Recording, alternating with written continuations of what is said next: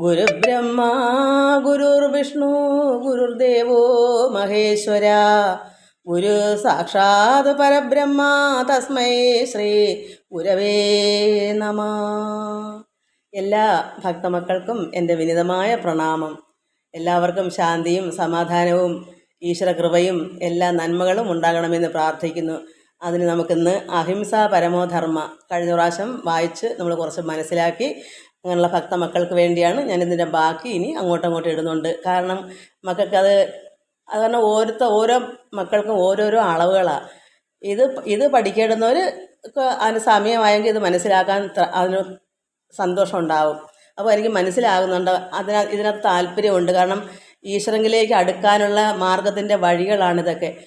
ഇത് നമുക്ക് ഇതെല്ലാം ആയിത്തീരുമ്പോഴാണ്, മനസ്സിലാക്കുമ്പോഴാണ് നമുക്ക് ഭഗവാന്റെ കൃപ ഇത് മനസ്സിലാക്കി പഠിച്ചു വരുന്നത്. അല്ലെങ്കിൽ ഒന്നും അറിയത്തില്ലല്ലോ. അതുകൊണ്ട് ഓരോരുത്തർക്കും വേണ്ടുന്നതാണ് ഇത് ഇടുന്നത്. അതായത് ഒരു വിവാഹത്തിന്, നമ്മളൊരു മംഗളകർമ്മത്തിന് പോകുമ്പം ഓരോരുത്തർക്കും ഇഷ്ടപ്പെട്ട ആഹാരങ്ങൾ ഇപ്പം അങ്ങനെയൊക്കെ ഉണ്ടല്ലോ. ആർക്ക് എന്ത് വേണം, ഏത് ആഹാരവും അവിടെ പല സൈസ് വിഭവങ്ങളുണ്ട്. അത് ഏത് വേണമെങ്കിലും എടുത്ത് കഴിക്കാം. അതുപോലെ എനിക്ക് എല്ലാ മക്കൾക്കും അനുസരിച്ച് ഞാനിതിലിടുന്നുണ്ട്. അഹിംസ പരമോധർമ്മ, യോഗവും സിദ്ധിയും, ഭാഗവത പാരായണം മാത്രം പഠിക്കാൻ മാത്രമുള്ളൂ. ഓരോരുത്തർക്ക് 1ലും 2ലും 3ലും അങ്ങനെ പഠിച്ചാണല്ലോ 10ാം ക്ലാസ് കഴിയുന്നത്. അവർക്ക് പിന്നെ കോളേജിലേക്കുള്ള പ്രവേശനം. അതുപോലെ ഓരോ അളവനുസരിച്ച് ഇതിനകത്ത് എല്ലാം ഞാൻ ഇടുന്നുണ്ട്. എല്ലാ മക്കളും മനസ്സിലാക്കണം. അത് മുന്നോട്ട് പഠിച്ചു പോവുകയും വേണം. അല്ല ഞാൻ ഇത്രയൊക്കെ മതി എന്നും പറഞ്ഞ് കാത്തിരിക്കരുത്. ഒരെണ്ണം എല്ലാം മനസ്സിലാക്കാൻ ഒരു പ്രത്യേക ഒരു വാസന നമുക്ക് വേണം.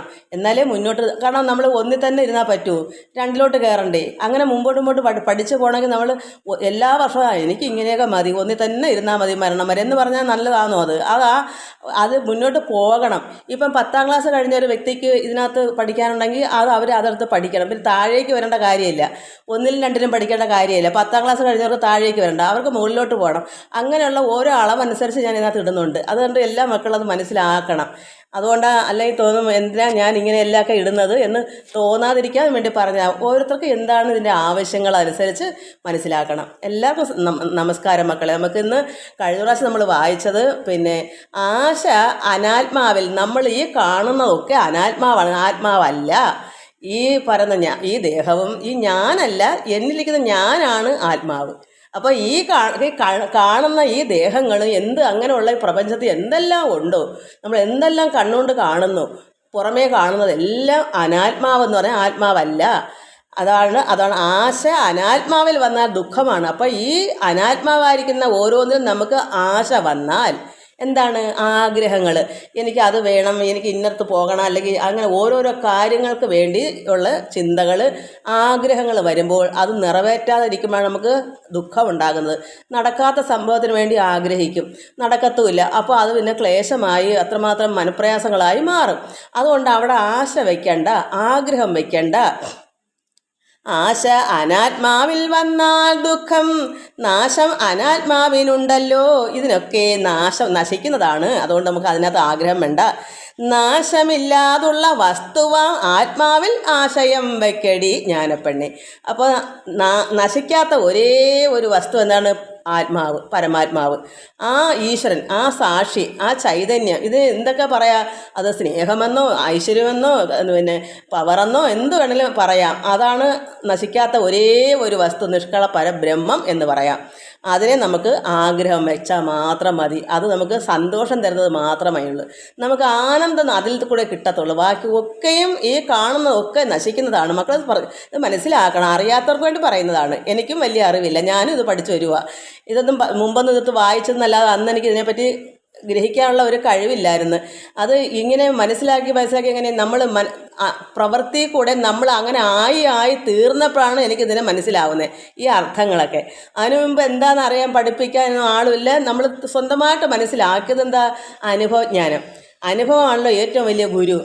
അവിടെ തർക്കങ്ങളില്ല, നമുക്ക് സംശയങ്ങളില്ല. എല്ലാം നമ്മളങ്ങനെ ആയിത്തീരുമ്പോൾ നമുക്ക് ഇതിനെല്ലാം നമുക്ക് മനസ്സിലാക്കാൻ കഴിയും. ഉള്ളിൽ നമുക്ക് ഭഗവാൻ പറഞ്ഞു തരും. അപ്പോൾ എന്താ അപ്പോൾ ആശ എന്തിനു വയ്ക്കണം? നശിക്കാത്ത ഒരേ ഒരു സാക്ഷിയുണ്ട്, ആ ആത്മാവ്. നമ്മളെല്ലാം ഉള്ളിലിരിക്കുന്ന ഞാനായവൻ, ഞാനാകുന്നവൻ, ഞാനാകുന്നു ആ ഞാനായവൻ, ലോകം മൊത്തം നിറഞ്ഞിരിക്കുന്ന ആ ശക്തി ചൈതന്യമാണ് ഞാൻ. അത് അറിവാണ്. അത് അറിഞ്ഞെങ്കിലേ അതിനെ മനസ്സിലായി. അതുകൊണ്ട് അത് അറിഞ്ഞെങ്കിൽ മാത്രമേ നമുക്ക് ആ സ്വരൂപത്തെ, ആ ചൈതന്യത്തെ ഉൾക്കൊള്ളണം. അത് ഉൾക്കൊള്ളണമെങ്കിൽ നമ്മളിതെല്ലാം മനസ്സിലാക്കി നമ്മൾ അറിഞ്ഞു വരണം. അല്ലാതെ നമുക്ക് അത് മനസ്സിലാക്കാൻ പറ്റത്തില്ല. അത് അറിയേണ്ടുന്ന ഒന്നാണ്, അറിഞ്ഞ് മനസ്സിലാക്കേണ്ട ഒന്നാണ്, അല്ല കണ്ടെടുക്കുന്ന ഒന്നല്ല, അത് കാണാൻ പറ്റുന്നതല്ലാത്തതുകൊണ്ട്.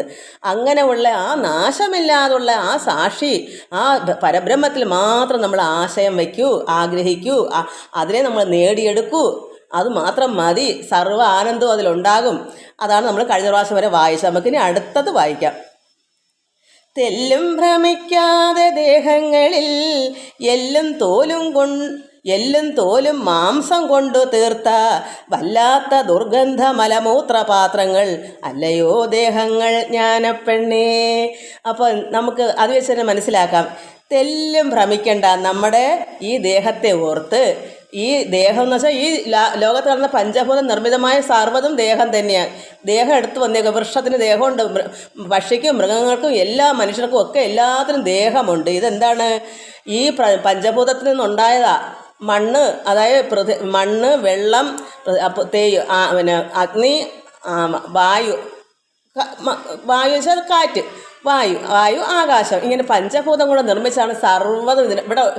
ഇവിടെ ഈ പ്രപഞ്ചത്തിലുള്ളതെല്ലാം പഞ്ചഭൂത നിർമ്മിതമായ ഓരോ ദേഹങ്ങളാണ്. ഓരോരുത്തർക്കും ഓരോ രീതിയാണെന്നേ ഉള്ളൂ. രൂപവും ഭാവവും സ്വഭാവവും അതിൻ്റെ പേരുകളും മാറ്റം. ഇപ്പം മനുഷ്യർക്കുള്ള പേരല്ല മൃഗങ്ങൾക്ക് വരുന്നത്. അങ്ങനെ അവരെ മൃഗങ്ങളെന്നും നമ്മളെ മനുഷ്യരെന്നും പക്ഷികളെന്നും സസ്യത്തിന് സസ്യം എന്നൊക്കെ പേരുണ്ട്. ഇതെല്ലാം സത്യത്തിൽ ഈ പഞ്ചഭൂതം കൊണ്ടുണ്ടായ സർവ്വതും അത് കാണുന്ന എല്ലാ ജീവജാലങ്ങളും. അതുകൊണ്ട് ഇതിൽ നമ്മൾ ഭ്രമിക്കേണ്ട. നമ്മുടെ ഈ ദേഹത്തിൽ തെല്ലും ഭ്രമിക്കാതെ ദേഹങ്ങളിൽ. എന്താ കാരണം നമ്മുടെ ദേഹത്തിൽ ഭ്രമിക്കേണ്ടെന്ന് പറയുന്നത്? എല്ലും തോലും മാംസം കൊണ്ട് തീർത്ത വല്ലാത്ത ദുർഗന്ധ മലമൂത്ര പാത്രങ്ങളാണ് നമ്മുടെ ദേഹം. ഒന്ന് ഓർത്തു നോക്കൂ.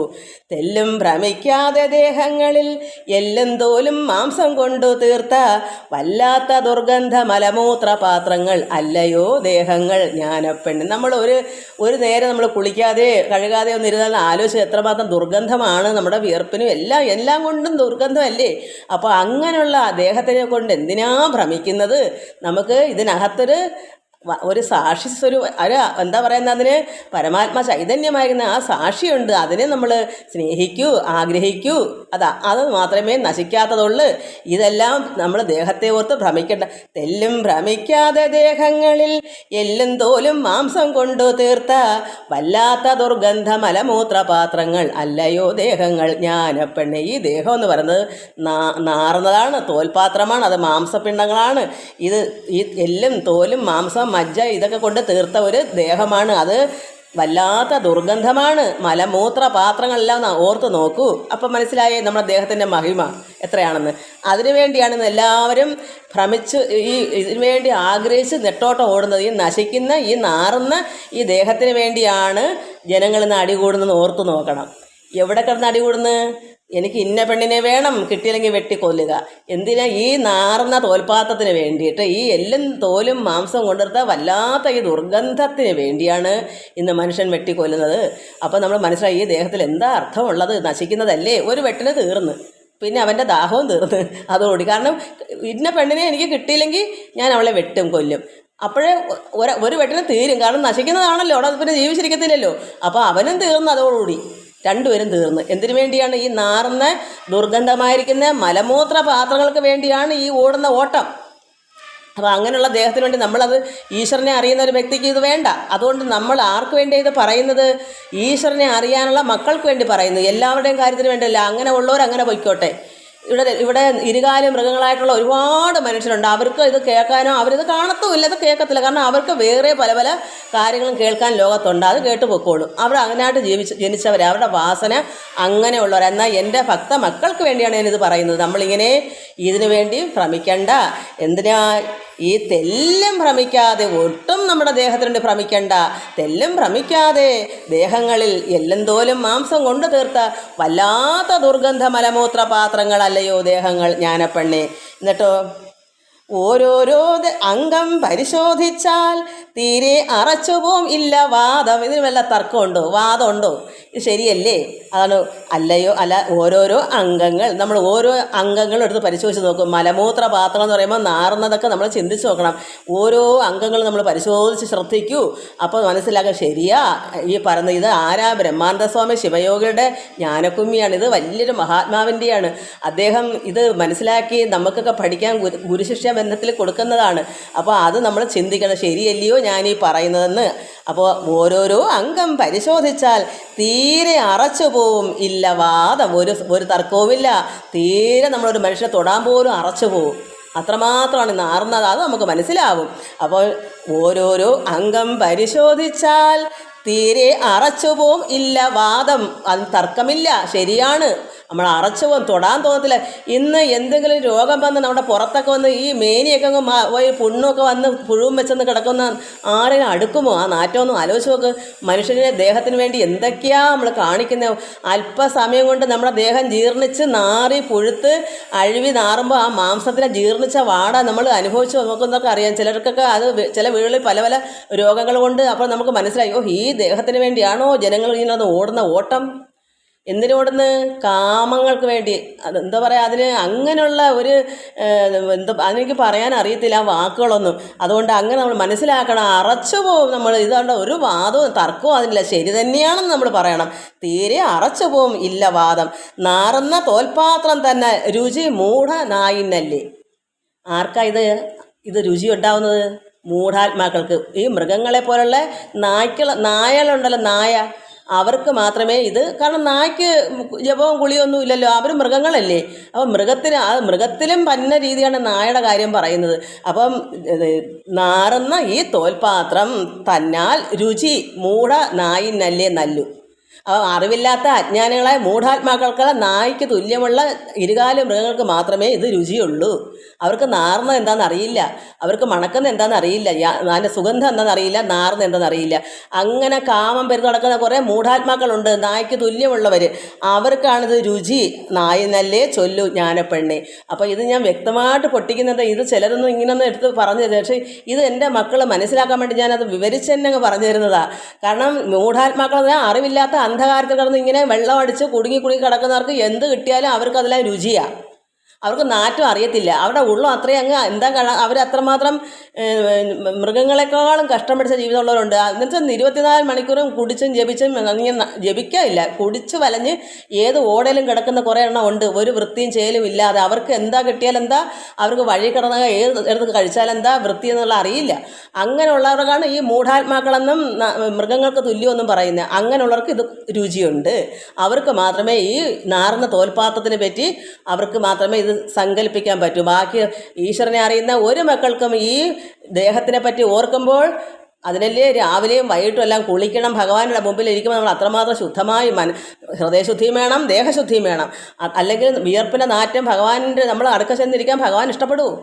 നമ്മളിന്ന് എല്ലാവരും പറയുന്ന മത്സ്യമാംസങ്ങളൊക്കെ കൂട്ടരുത്. എന്താ കാരണം? നമ്മുടെ മുറിയിൽ മുമ്പിവിടെ എൻ്റെ ഭർത്താവിനൊക്കെ പാചകം ചെയ്യാൻ അന്ന് മത്സ്യമൊക്കെ വറുക്കുന്ന ഒരു വർഷം വറുക്കാൻ എന്തായിരുന്നു ചോദിക്കുമ്പോൾ അന്നൊന്നും എനിക്ക് ഇത്രയ്ക്കൊന്നും അറിയില്ല. അത് ഇപ്പോഴൊക്കെ ഒന്ന് ചിന്തിച്ചു. എൻ്റെ മകളങ്ങാണം വരുന്നെങ്കിൽ എന്തെങ്കിലും ചെയ്യുമ്പോൾ അതിൻ്റെ സ്മെല്ല് മുറി മൊത്തവും കാണും. ഭഗവാൻ ഇവിടെ കാണാൻ വസിക്കൂ, ഈശ്വരൻ്റെ ചൈതന്യം ഇവിടെ ഉൾക്കൊള്ളൂ. നമ്മളൊന്ന് ചിന്തിക്കൂ. ഇതിൻ്റെ സ്മെല്ല് വന്നാൽ എനിക്കാണെങ്കിൽ ഏതെങ്കിലും വീടുകളിൽ ഈ കറി മസാലയുടെ വാട കേൾക്കുമ്പോൾ ഞാൻ ഇറച്ചിയുടെ വാടയാണ്, ഞാൻ ആ പരിസരത്ത് നിൽക്കത്തില്ല ഇറച്ചി ും പറഞ്ഞ് എനിക്കതിൻ്റെ സ്മെല്ല്. അതുപോലല്ലേ ഭഗവാനും. ഇറച്ചി കൂട്ടാത്തൊരു വ്യക്തിക്ക് അതിൻ്റെ ഏതെങ്കിലും സ്മെല്ലുമ്പോൾ അത് ഇറച്ചിയുടെ വാടയായിട്ട് തോന്നുമ്പോൾ നമ്മൾ മൂക്കും പത്തിക്കൊണ്ട് ഓടും. ഞാൻ ആ വീട്ടിലേ കയറത്തില്ല, പച്ചവെള്ളം കുടിക്കത്തുമില്ല. അങ്ങനെ അതുകൊണ്ടാണ് ഞാൻ എൻ്റെ വീട്ടിൽ തന്നെ ഞാൻ എന്തെങ്കിലും വെച്ച് കഴിക്കുന്നത്. കാരണം വേറൊരു വീട്ടിലെല്ലാം ഇതൊക്കെ തന്നെയാണ്. അവരെല്ലാ പാത്രത്തിലും അതൊക്കെ ആക്കി ഒക്കെ നമുക്ക് ഒന്ന് കഴിക്കാൻ തോന്നില്ല. അപ്പോൾ അതുപോലല്ലേ ഭഗവാനും. അപ്പോൾ ഭഗവാൻ നമ്മുടെ മുറിയിൽ വലിയ കാര്യത്തിൽ പൂജാമുറിയൊക്കെ വെച്ച് ഭഗവാനെ ഇരുത്തി തൊഴുക. പക്ഷേ അടുക്കളയിലെ മണം, ഈ മീൻ വറുക്കുന്നതിൻ്റെയൊക്കെ സ്മെല്ല് എല്ലായിടവും വ്യാപിക്കുമ്പോൾ ഭഗവാൻ ഇവിടെയാണ് ഇരിക്കുമെന്ന് തോന്നുന്നുണ്ടോ? അതുകൊണ്ടാണ് ഇതൊക്കെ ഉപേക്ഷിക്കണം എന്ന് പറയുന്നത്. പിന്നെ ജന്മനാ തന്നെ കഴിച്ച് ശീലിക്കുന്നവർ എന്തെങ്കിലും കൊച്ചു മത്സ്യങ്ങൾ വാട ഇല്ലാതൊക്കെ എവിടെയെങ്കിലൊക്കെ വെച്ച് ഈശ്വരൻ്റെ മുറിയിലൊന്നും കയറി പോവാതെ ഇങ്ങനെയൊക്കെ എന്തെങ്കിലുമൊക്കെ കഴിയുകൊണ്ട് എന്നിട്ട് നല്ല സമയങ്ങളിൽ വ്രതം എടുക്കുകയൊക്കെ ചെയ്യണം. കാരണം എന്തെങ്കിലുമൊക്കെ കഴിച്ച് കൂട്ടുന്നവർ എന്ത് ചെയ്യും? അതുകൊണ്ട് മത്സ്യത്തിനെ പറ്റി ഞാൻ പറയുന്നില്ല. കാരണം ഞാനും 4-5 വർഷം മുമ്പ് എന്തെങ്കിലും ചെറുത് കഴിക്കുമായിരുന്നല്ലോ. ഇപ്പം 4 വർഷത്തിന് മുമ്പോട്ടായി ഞാൻ കഴിക്കത്തില്ല. അപ്പോൾ അങ്ങനെ നോക്കുമ്പം അത് ഒന്നുമല്ലെങ്കിൽ അതിനെ ആരും അറുത്ത് കൊല്ലുന്നില്ല, പിടിച്ച് എല്ലാം കൂടെ ഒന്നിച്ചുകൊണ്ടിടുന്നു, അത് ശ്വാസം മുട്ടിയൊക്കെ മരിക്കുന്നു. അതുപോലല്ല ഒരു വലിയൊരു മൃഗത്തിനെ അറുത്താനെ അറിഞ്ഞും കൊണ്ടാണ് ചെയ്യുന്നത്. മറ്റേ മത്സ്യങ്ങൾ വലയിൽ പെടുന്നു, ചെന്ന് കരയ്ക്ക് വീഴുമ്പോൾ അത് മരിക്കുന്നു. അത്രയ്ക്കുള്ള പാവം ഈ തിരുനോർക്കില്ല. പക്ഷേ ഒരു മൃഗത്തിനെ വലിച്ചഴയ്ക്കുമ്പോൾ ആ മൃഗത്തിനെ മറ്റുള്ള മൃഗങ്ങൾ കണ്ടുകൊണ്ട് നിൽക്കുകയാണ് ഓരോരുത്തരെ വെട്ടുന്നത്, കൊല്ലുന്നത്. അത് ദുഃഖപ്പെട്ട് അതിൻ്റെ ഹൃദയം പൊട്ടി അതിനെയും വലിച്ചഴച്ച് തള്ളിയിട്ട് അങ്ങോട്ട് 3-4 കയറക്കിട്ട് വലിച്ചും പിടിച്ചും കൊണ്ടുവന്ന് വെട്ടുമ്പോൾ ആ പാപം ആ തിന്നുന്നവർക്കാണെന്ന് മനസ്സിലാക്കണം. അതുകൊണ്ട് ഞാൻ പറയുന്നത്, എനിക്ക് വേദനയോട് പറയുന്നതാണ്. എല്ലാവരുടെയും കാര്യങ്ങളല്ല, കഴിക്കുന്നവർക്കുള്ള വാസന അങ്ങനെ കിടക്കട്ടെ, അവർ ആ അടുത്ത ജന്മത്തിലും അതുപോലെ തന്നെ ആയിക്കോട്ടെ. പക്ഷേ ഭക്ത മക്കളിത് ചിന്തിക്കണം പാടില്ല. മക്കളെ, എൻ്റെ സ്നേഹം കൊണ്ട് പറഞ്ഞ ഒരിക്കലും ആ പാപം നിങ്ങൾ വലിച്ചു വെക്കരുത്. അത് അപ്പോൾ പിന്നെ 99 പുണ്യം ചെയ്താലും ആ ഒരു ദോഷം, തിന്നുന്ന ദോഷം മതി, ഒരു ഗുണവും കിട്ടത്തില്ല. നമ്മൾ 99 നല്ല കർമ്മങ്ങൾ, ശുദ്ധകർമ്മങ്ങൾ ചെയ്തു ഈശ്വരനെ പിടിക്കുന്ന ഞാൻ എല്ലാം നന്മയാണ് ചെയ്യുന്ന, ഭഗവാനെ പ്രാർത്ഥിക്കുന്ന എല്ലാം ചെയ്ത്, എന്നിട്ട് അടുത്ത നേരം പോയി ഇല്ല കഷ്ണം കഴിക്കുമ്പോൾ ഈ സർവ്വം തീരും, ഉള്ള ഗുണം നന്മ ചെയ്ത് മൊത്തവും തീരും. അത് ആ ഒരു പാപം. അതുകൊണ്ടാണ് പറയുന്നത് കഴിക്കല്ലേ ഇത്. ഞാൻ അങ്ങനെ തീർത്ത് പറയാം, ഇത് ഭക്തമക്കൾക്ക് വേണ്ടി പറയുന്നു. ഇത് ഭാഗവതം വായിച്ച് ഈശ്വരനെ അറിയണം എന്നുള്ളവർക്ക് വേണ്ടി മാത്രം പറയുന്നത്. അല്ലാത്തവർ കഴിച്ചോട്ടെ, ഈ ലോകത്ത് എന്തെല്ലാം അത് എല്ലാവരും ഒന്നുപോലെ ആവാൻ പറ്റുമോ? മുന്നോട്ട് പോകുന്ന മക്കൾ ഇത് മനസ്സിലാക്കി തന്നെ കഴിഞ്ഞാൽ അത്രയും നല്ലത്. എനിക്ക് പറയാനുള്ളത് പറഞ്ഞു തരാൻ എനിക്ക് ഒക്കത്തില്ലല്ലോ. ഞാനിങ്ങനെ പറഞ്ഞു തരാറുന്ന മക്കൾ പറഞ്ഞാൽ അമ്മ എന്നിട്ട് എനിക്കൊന്നും പറഞ്ഞു തന്നില്ലല്ലോ, ഞാൻ എന്നേ ഇത് മതിയാക്കി പോകാൻ ഇത്രയും പാപം അതിനുണ്ടായിരുന്നു എന്ന് നിങ്ങൾ ഒരു സമയത്ത് എന്നോട് ഞാൻ മരിച്ചു പോയാലും നിങ്ങൾ അന്ന് ഉള്ളം കൊണ്ട് പെണ്ണും പിള്ളയോ ഞങ്ങളടുത്ത് ഇതൊന്നും പറഞ്ഞു തന്നില്ല, ബാക്കിയൊക്കെ പറഞ്ഞു തന്ന്, മാംസങ്ങളൊന്നും കഴിക്കണമെന്നും പറഞ്ഞില്ല, അതുകൊണ്ട് ഞങ്ങളങ്ങ് കഴിച്ചു പോയി. അപ്പോൾ എനിക്കില്ലേ പാപം? അപ്പം ഞാൻ എൻ്റെ ഹൃദയത്തെ ഞാൻ ശുദ്ധമാക്കണമെങ്കിൽ ഈശ്വരൻ്റെ മുമ്പിൽ ഞാൻ ചെല്ലുമ്പോൾ നീ എന്തൊക്കെ അവിടെ കൊടുത്തു, നീ ഇന്നൊക്കെ പറഞ്ഞത്, നീ എന്തുകൊണ്ട് ആ മാംസം ഭക്ഷിക്കരുതെന്ന് പറഞ്ഞില്ല എന്ന് ചോദിച്ചാൽ ഞാൻ അവിടെ എന്ത് ഉത്തരം മുട്ടും? എന്നെ പറഞ്ഞ് നരകക്കുഴിയിലേക്ക് വിടത്തില്ലേ ആ ഒരൊറ്റ കാരണം കൊണ്ട്? അതുകൊണ്ട് എനിക്ക് അറിയാവുന്ന കാര്യങ്ങളൊക്കെ അറിയാൻ മേത്തത് പറഞ്ഞു കൊടുക്കണമെന്ന് ഭഗവാൻ പറയത്തില്ല. അറിയുന്ന കാര്യങ്ങൾ ഞാൻ പറഞ്ഞു തരാതിരിക്കാനൊക്കത്തില്ല. അത് എൻ്റെ കയ്യിലെ കുറ്റമാണ്, ഞാനത് കുറ്റക്കാരിയാവും.